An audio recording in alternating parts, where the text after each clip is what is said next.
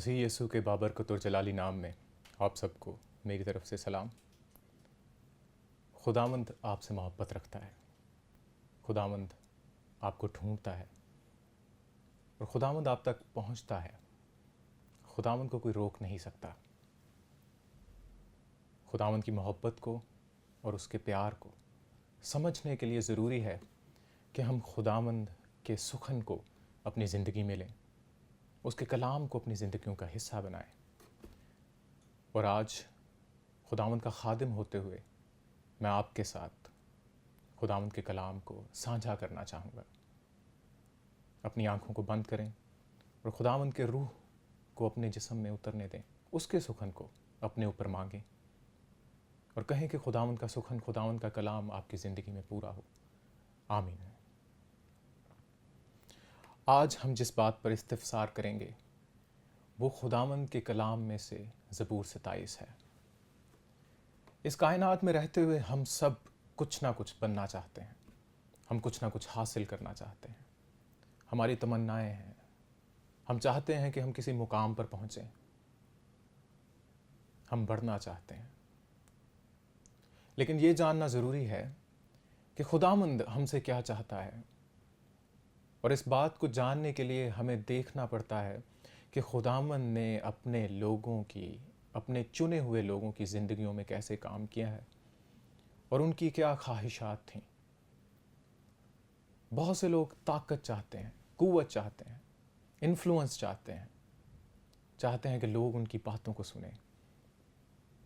اور ہم دیکھتے ہیں کہ خداوند کا بندہ داؤد اپنی زندگی میں صرف ایک بات کی خواہش کرتا ہے، اور وہ ہمیں زبور 27 میں ملتی ہے۔ وہ کہتا ہے کہ میں خداوند کے کلام پر اور خداوند کے حسن و جمال پر غور کرنا چاہتا ہوں۔ میرے ساتھ پڑھیں۔ خداوند میری روشنی اور میری نجات ہے، مجھے کس کی دہشت؟ خداوند میری زندگی کا پشتہ ہے، مجھے کس کی ہیبت؟ جب شریر یعنی میرے مخالف اور میرے دشمن میرا گوشت کھانے کو مجھ پر چڑھ آئے تو وہ ٹھوکر کھا کر گر پڑے۔ خواہ میرے خلاف لشکر خیمہ زن ہو، میرا دل نہیں ڈرے گا۔ خواہ میرے مقابلے میں جنگ برپا ہو تو بھی میں خاطر جمع رہوں گا۔ میں نے خداوند سے ایک درخواست کی ہے۔ چوتھی آیت نہایت ہی ضروری کہ میں نے خداوند سے درخواست کی ہے، میں اسی کا طالب رہوں گا کہ میں عمر بھر خداوند کے گھر میں رہوں، تاکہ خداوند کے جمال کو دیکھوں اور اس کی ہیکل میں استفسار کیا کروں۔ داؤد بادشاہ نہیں بننا چاہتا۔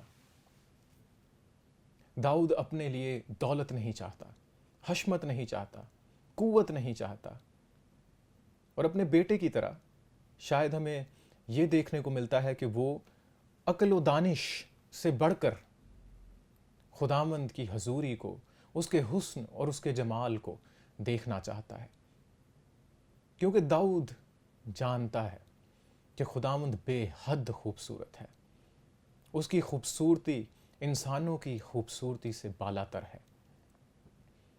خداوند نہایت ہی عمیق ہے اور حضرت داؤد اس بات کو جانتے ہیں،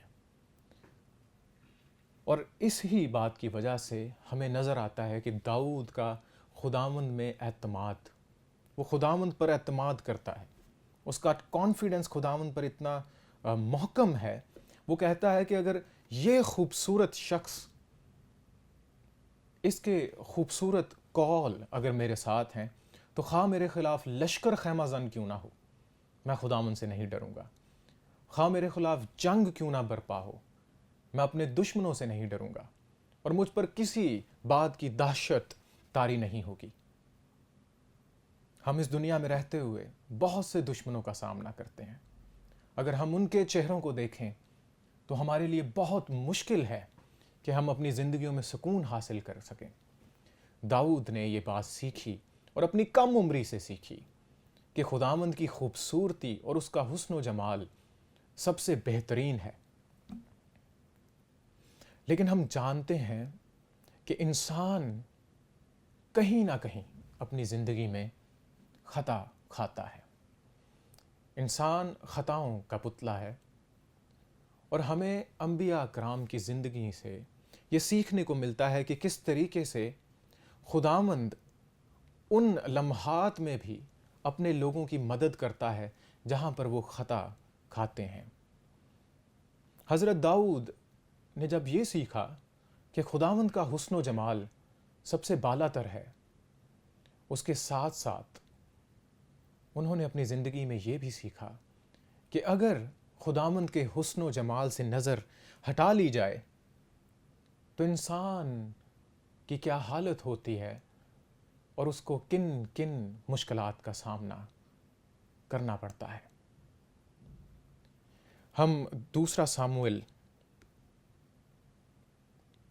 اور اس کی 11ویں باب میں دیکھتے ہیں کہ حضرت داؤد خداوند کی خوبصورتی کو دیکھتے دیکھتے اس مقام پر پہنچتے ہیں جہاں پر وہ اپنے محل میں ہیں اور ان کو کسی چیز کی کمی نہیں ہے۔ خداوند کے پاس اتنی برکتیں ہیں اس کو دینے کے لیے کہ وہ ان کو گن نہیں سکتا، اور وہ اپنے محل میں آرام سے سکون سے زندگی بسر کرتا ہوا نظر آتا ہے، اور خداوند کے حسن و جمال پر اس کی نظر ہے اور اس کی زندگی بالکل ایک سیدھی صف میں ہمیں جاتی ہوئی نظر آتی ہے، وہ خطا نہیں کھاتا۔ لیکن دوسرے ساموئیل کے 11ویں باب میں ہمیں نظر آتا ہے کہ حضرت داؤد نے جب خداوند کے حسن و جمال سے نظر ہٹا کر بتسبا کے حسن و جمال پر نظر کی تو ہم دیکھتے ہیں کہ اس کا نتیجہ یہ ہوا کہ سلطنت میں بھی تباہی، اس کی ذاتی زندگی میں بھی تباہی، اور وہ گناہ جس سے وہ بچا رہا جب تک وہ خداوند کے حسن و جمال پر نظر کرتا رہا۔ لکھا ہے، اور ایسا ہوا کہ دوسرے سال جس وقت بادشاہ جنگ کے لیے نکلتے ہیں، داؤد نے یوآب اور اس کے ساتھ ہی اپنے خادموں اور سب اسرائیلیوں کو بھیجا، اور انہوں نے بنی امون کو قتل کیا۔ اور شام کے وقت داؤد اپنے پلنگ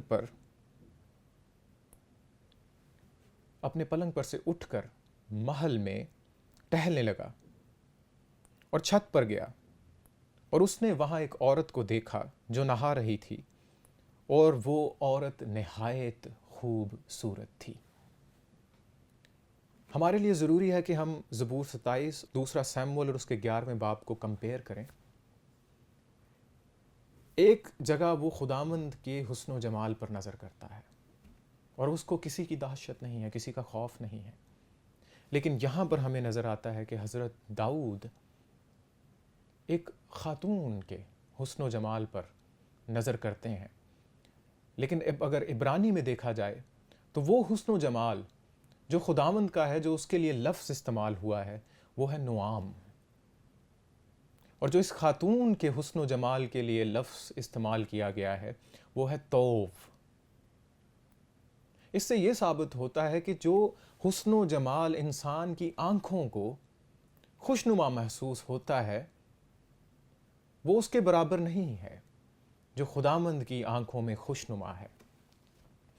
دنیا میں آج ہم دیکھتے ہیں کہ خداوند کے حسن و جمال سے جب ہم نظر ہٹاتے ہیں تو بے حد چیزیں ہمیں خوبصورت نظر آتی ہیں، وہ آزمائشوں کی صورت میں، وہ دولت کی صورت میں، وہ خوبصورت خواتین کی صورت میں، وہ بیگانی عورتوں کی صورت میں، وہ بیگانے مردوں کی صورت میں ہمارے سامنے آزمائشوں کے طور پر پھرتے نظر آتے ہیں۔ وہ طوف ہیں، وہ ہماری آنکھوں کو اگریبل لگتے ہیں، ہمیں خوبصورت لگتے ہیں، ہمیں لگتا ہے کہ ہمیں ان کو حاصل کر لینا چاہیے، لیکن جو نعام ہے، جو خداوند کی خوبصورتی ہے، وہ بتاتی ہے کہ تمہارے لیے کیا خوبصورت ہونا چاہیے اور کیا نہیں۔ حضرت داؤد جب خداوند کی خوبصورتی سے نظر ہٹاتے ہیں تو وہ یہ بھول جاتے ہیں کہ خداوند کا کلام کہتا ہے کہ تو بیگانی عورت کی آرزو نہ کرنا اور تو بیگانے مال کا لالچ نہ کرنا، کیونکہ یہ عورت حضرت داؤد کے خادم کی بیوی ہے اور اس کی ملکیت ہے، اس کا حق ہے، اس کی منکوحہ ہے. لیکن داؤد جب خداوند کی شریعت، اس کے کلام اور اس کی خوبصورتی سے نظر ہٹا کر اس عورت کی خوبصورتی پر ڈالتے ہیں تو وہ خطا کھاتے ہیں. خداوند کے کلام میں گناہ کے لیے 3 لفظ استعمال ہوتے ہیں: پشا، ایوان اور خطا. اور خطا ہمارے اردو کا لفظ بھی ہے کہ جب انسان کسی چیز کا نشانہ لگاتا ہے، نشانہ باندھتا ہے، اور وہ پوری کوشش کرتا ہے کہ وہ اس نشانے کو پالے، خطا نہ ہو. اور گناہ کا یہاں پہ جو مطلب ہے کہ جب حضرت داؤد ایسا شخص جو جولیت سے لڑتا نظر آتا ہے، جو ایک ہی پتھر سے سیدھا نشانہ لگاتا ہے اور اس بڑے جولیت کو گرا دیتا ہے، یہاں پر ہمیں خطا کھاتا نظر آتا ہے، کیونکہ تب وہ خداوند میں قائم تھا. وہ کہتا ہے کہ یہ کون ہوتا ہے کہ خداوند کے لوگوں کی فصیحت کرے اور خداوند کے لوگوں کو برا بھلا کہے. لیکن یہاں پر اس کی آنکھیں خطا کھاتی ہیں اور وہ نشانہ چوک جاتا ہے. انسان اپنی خطاؤں کو نہیں جان سکتا. انسان کے لیے یہ ممکن نہیں ہے کہ وہ اپنی خطا کو خود جان سکے. انسان کے لیے ضروری ہے کہ وہ خداوند کے حسن و جمال پر نظر رکھے، خداوند کے کلام پر استفسار کرے. خداوند اس کو بادشاہت دیتا ہے، خداوند اس کو حشمت دیتا ہے، تاج پہناتا ہے، اس کو اپنے گلے سے لگاتا ہے اور اس کو وہ تعلیم دیتا ہے جو اس کی صحت کے لیے بہتر ہے، کیونکہ خداوند کا کلام کہتا ہے کہ مجھے آزما کر دیکھو. لیکن عبرانی میں جو اس کا مطلب ہے وہ یہ ہے کہ مجھے نوش کر کر دیکھو، مجھے کھا کر دیکھو، مجھے طعام کر کر دیکھو کہ میں کتنا بھلا ہوں اور تیری صحت کے لیے میں کتنا مفید ہوں. وہاں پر وہ اس عورت کو اپنے پاس بلاتے ہیں اور زنا کے مرتکب ہوتے ہیں. اور یہ آج سے نہیں ہے. خداوند کے لوگوں کو ہمیشہ سے ان آزمائشوں کا سامنا ہے. ہم دنیا کی تخلیق کو جب دیکھتے ہیں، ہم دیکھتے ہیں کہ آدم اور حوا اس باغ میں رہتے تھے جو نہایت ہی خوبصورت تھا، اور خداوند نے وہ باغ ان کے لیے لگایا، لیکن وہ باغ کے لیے نہیں تھے. یہ نقطہ سمجھنے والا ہے. آدم اور حوا باغ کے لیے نہیں تھے، ان کے لیے وہ لگایا گیا. آدم اور حوا خداوند کے لیے تھے، وہ خداوند کے لیے بنائے گئے تھے. خداوند ان کو ملنے آتا تھا، خداوند ان سے رفاقت رکھتا تھا. اور ہم دیکھتے ہیں کہ خداوند نے ان کو منع کیا کہ تم نے نیک و بد کی پہچان کا پھل نہیں کھانا، اور یہ پھل تمہیں مار دے گا. تم جس دن یہ خود فیصلہ کرنے کی کوشش کرو گے کہ کیا اچھا ہے اور کیا برا ہے، میرے حسن و جمال کو چھوڑ کر میرے کلام پر استفسار کیے بغیر اگر تم اپنے لیے یہ فیصلہ لینے کی کوشش کرو کہ تمہارے لیے کیا بھلا ہے، تو تم کبھی بھی یہ نہیں کر پاؤ گے، تم اس دن مرو گے. لیکن ہم وہاں پر جب اس پوری عبارت کو پڑھتے ہیں تو وہاں پر بھی یہ لفظ نظر آتا ہے توب، کہ حوا نے اس درخت کو دیکھا اور اس نے کہا کہ یہ آنکھوں کے لیے خوبصورت ہے. جیسے داؤد کو آنکھوں کے لیے بتسبا خوبصورت نظر آئی، اسی طرح حوا کو اپنے لیے وہ پھل، وہ درخت خوشنما معلوم ہوا.